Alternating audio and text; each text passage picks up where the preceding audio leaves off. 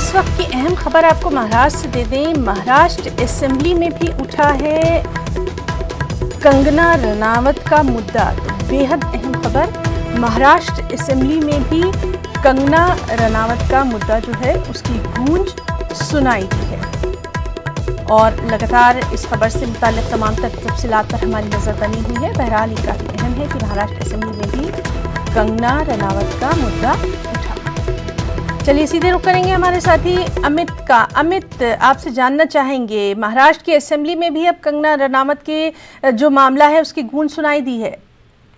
देखिए, विधानसभा स्पीकर से जो है कंगना पे कार्रवाई करने की बात जो है वो कही गई है। कांग्रेस विधायक भाई जगताप ने विधान परिषद में कंगना रनावत के खिलाफ विशेष अधिकार हनन का प्रस्ताव रखा है, निंदा प्रस्ताव रखा है विधान परिषद में भाई जगताप ने। तो वहीं विधानसभा में शिवसेना के प्रताप सरनाईक ने प्रस्ताव रखा और इस प्रस्ताव का समर्थन जो है वो गृह मंत्री अनिल देशमुख ने किया है। अनिल देशमुख ने ये कहा कि हम कंगना रनावत के बयान की निंदा कर रहे हैं और दूसरे राज्य से एक अभिनेत्री मुंबई में आती है, पैसा कमाती है, यहाँ प्रसिद्धि पाती है और अगर किसी ने मुंबई और महाराष्ट्र का अपमान किया है तो उसकी निंदा करनी चाहिए और राज्य के लोग इसे बर्दाश्त नहीं करेंगे। और मुंबई पुलिस की तुलना स्कॉटलैंड यार्ड से की गई है। हेमंत करके जैसे शहीद को भी अपनी जान गंवानी पड़ी है क्योंकि उन्होंने जो है उस 26 नवंबर के आतंकी हमले को देखा था। मुंबई पुलिस बहुत बहादुर है और ऐसे पुलिस को अगर आप कुछ कह रहे हो तो निश्चित तौर पे जो है आपकी निंदा होनी चाहिए। तो यहाँ पे निंदा का प्रस्ताव रखा गया और इस पूरे मामले में जो है जो अध्यक्ष हैं विधानसभा के, उनको इस पूरे मामले में कार्रवाई करने के लिए कहा गया है।